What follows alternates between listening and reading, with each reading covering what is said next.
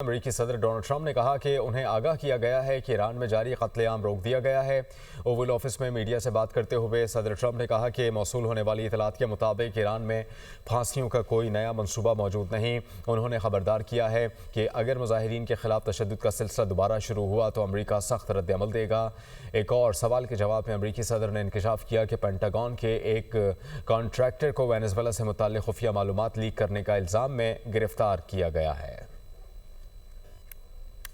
ایران اور اسرائیل میں رابطہ ایک دوسرے پر حملے میں پہل نہ کرنے کا یقین دلایا۔ امریکی اخبار کے مطابق اسرائیل اور ایران نے ایک دوسرے کو خفیہ پیغامات بھیجے۔ اسرائیل اور ایران نے ایک دوسرے پر حملے میں پہل نہ کرنے کی یقین دہانی کرائی۔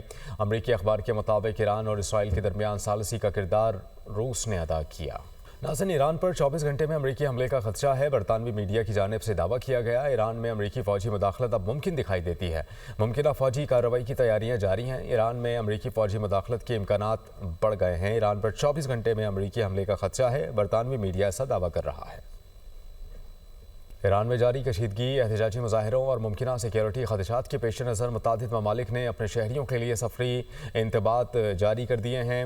بھارت نے ایران میں موجود اپنے شہریوں، طلباء، سیاح، زائرین اور تاجروں کو فوری طور پر ملک چھوڑنے کی ہدایت کی۔ تہران میں بھارتی سفارت خانہ مسلسل شہریوں سے رابطے میں ہیں۔ یورپی ممالک بھی الرٹ ہو چکے ہیں۔ پولینڈ نے اپنے شہریوں کو ایران کا ہر قسم کا سفر منسوخ کرنے اور فوری طور پر ایران چھوڑنے کا مشورہ دیا ہے، جبکہ اٹلی کی وزارت خارجہ نے بھی اپنے شہریوں سے غیر ضروری قیام ختم کرنے کی اپیل کی ہے۔ خطے میں بڑھتی کشیدگی کے باعث غیر ملکی سفارت خانے ہنگامی منصوبوں پر عمل درآمد شروع کر چکے ہیں۔ ناظرین، امریکی دھمکی کے بعد ایران نے اپنے اہداف طے کر لیے۔ سعودی عرب، متحدہ عرب امارات اور ترکی کو آگاہ کر دیا۔ امریکہ نے قطر میں واقع اپنے سب سے بڑے فوجی اڈے سے کچھ فوجی افسران کو واپس جانے کی ہدایت کر دی۔ ٹرمپ نے امریکی شہریوں کو ایران چھوڑنے کا مشورہ دیا۔ تفصیلات اس رپورٹ میں۔ امریکہ اور ایران آمنے سامنے۔ امریکہ کی للکار پر ایران کا جواب، اپنے اہداف دوست ممالک کو بتا دیے۔ ایران نے سعودی عرب، متحدہ عرب امارات اور ترکی کو آگاہ کر دیا۔ برطانوی خبر ایجنسی کے مطابق سینئر ایرانی عہدیدار نے بتایا کہ امریکی فوج کی میزبانی کرنے والے ہمسایہ ممالک کو آگاہ کر دیا ہے۔ تہران نے خطے میں موجود امریکی اتحادیوں سے کہا ہے کہ وہ واشنگٹن کو ایران پر حملہ کرنے سے روکیں، جبکہ امریکہ نے بھی قطر سمیت مشرق وسطیٰ میں امریکی بیس سے اسٹاف کم کرنا شروع کر دیا ہے۔ اس سے پہلے صدر ٹرمپ نے اعلان کیا تھا کہ مظاہرین کو پھانسی دینے پر ایران کے خلاف شدید کارروائی کی جائے گی۔ صدر ٹرمپ نے امریکی شہریوں کو ایران چھوڑنے کا مشورہ دیا تھا۔ ایرانی چیف جسٹس غلام حسین محسنی کہتے ہیں پرتشدد مظاہروں میں ملوث افراد کو فوری انصاف کا سامنا کرنا ہوگا۔ عدالتوں کا مقصد یہ ہے کہ ملزمان کے خلاف فیصلے فوری اور مؤثر ہوں۔ اقوام متحدہ میں ایران کے سفیر نے امریکی صدر ٹرمپ پر مظاہرین کو بھڑکانے کا الزام لگایا۔ سلامتی کونسل کو خط میں امیر سعید ایروانی نے کہا کہ صدر ٹرمپ ایران کی خود مختاری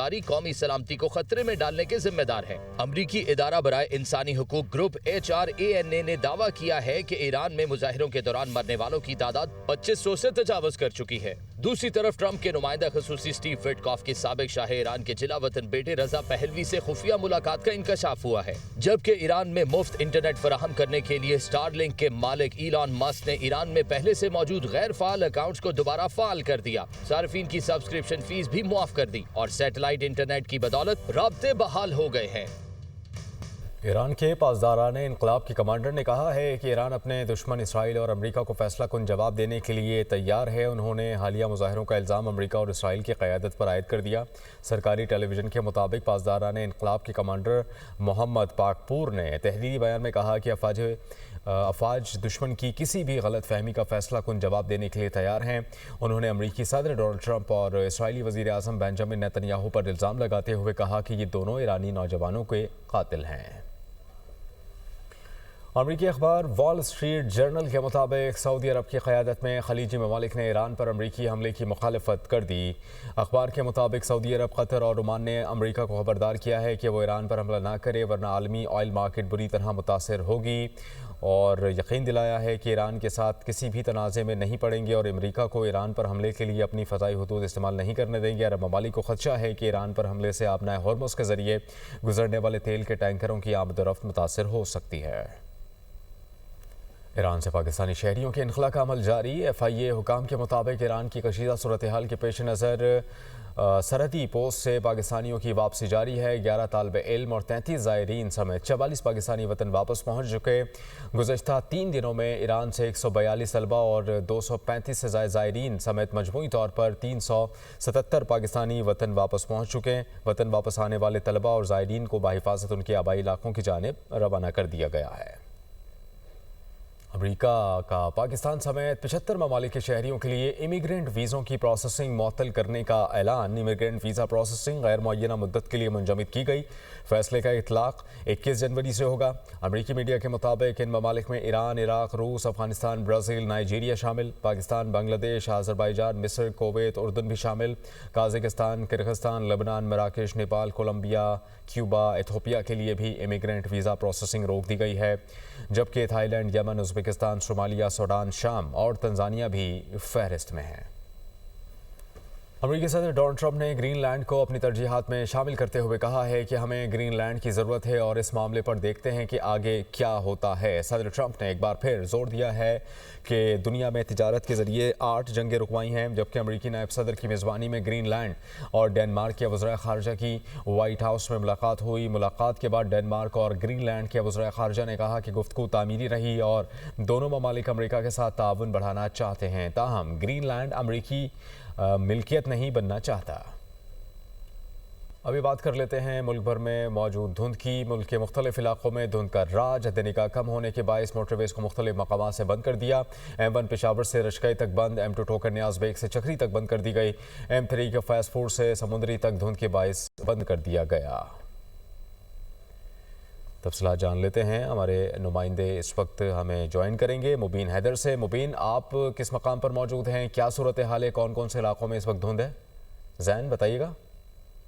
बिल्कुल, सूबाई दारुल-हुकूमत लाहौर में सर्दी की शिद्दत में जो है वो इजाफा होता चला जा रहा है। पिछले कई रोज की तरह आज भी लाहौर का जो दर्जा हरारत है वो 6 डिग्री सेंटीग्रेड तक पहुंच चुका है और ये दर्जा हरारत 4 डिग्री सेंटीग्रेड तक जो है वो जा सकता है। जबकि इसी सिलसिले में जो लाहौर में जहां पर धुंध जो है वो शिद्दत इख्तियार कर गई है और इसी के साथ साथ ना सिर्फ लाहौर बल्कि पंजाब समेत पाकिस्तान के मुख्तलिफ शहरों में जो है वो धुंध अपने डेरे जमा चुकी है, जिसके बायस पंजाब समेत पाकिस्तान की मुख्तलिफ मोटरवेज को जो है वो ट्रैफिक के लिए जो है वो शाम के वक्त ही बंद कर दिया गया था। मोटरवे M2 को लाहौर से चक्री तक जो है वो बंद रखा गया है। मोटरवे M3 को फैजपुर से जो है वो समुद्री तक बंद रखा गया है, जबकि इसी तरीके से मोटरवे M4 को जो है वो पिंडी बटिया से गोजना तक बंद रखा गया है। सुबह के औकात में जैसी इनकी विजिबिलिटी जो है वो नॉर्मल होगी, इन तमाम मोटरवेज को जो है वो ट्रैफिक के लिए दोबारा खोल दिया जाएगा। जी, वज़ीर आज़म शहबाज शरीफ कहते हैं कि मार्का हक में कामयाबी के बाद हमारे दिफाई साजो सामान की मांग बढ़ गई है। बहुत से मुल्क दिफाई साजो सामान के हुसूल के लिए बातचीत कर रहे हैं। पाकिस्तान दहशत गर्दी के खिलाफ जंग में भी कामयाब होगा। दहशत गर्दी का मुकम्मल सफाया करके दम लेंगे। सिक्योरिटी फोर्सेज दहशत गर्दी के खात्मे के लिए पुरअज़्म हैं। इस्लामाबाद में काबीना इजलास में गुफ्तगू करते हुए उन्होंने कहा कि वर्ल्ड लिबर्टी फाइनेंशियल के साथ मुफाहमती याददाश्त पर दस्तखत खुश आइंद हैं।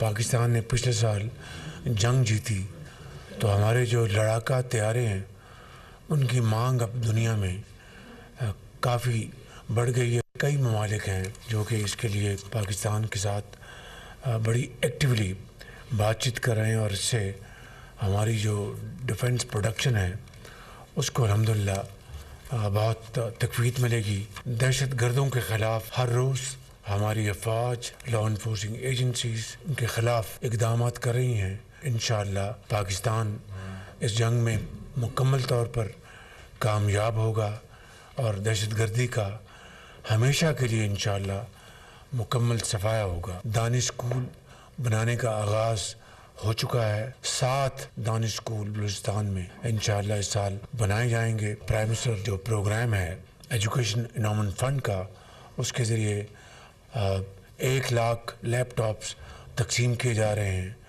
और हज़ारों बच्चों और बच्चियों को जो हकदार हैं उनको वज़ाइफ दिए जा रहे हैं। माशी इस्तेहकाम हम ले आए, अब तरक्की के लिए इंशाअल्लाह हम बाज़ इक़दामात करेंगे जिससे कि पाकिस्तान की मईशत को ग्रोथ मुहैया होगी اور پاکستان ترقی اور خوشحالی کے راستے پر گامزن ہوگا.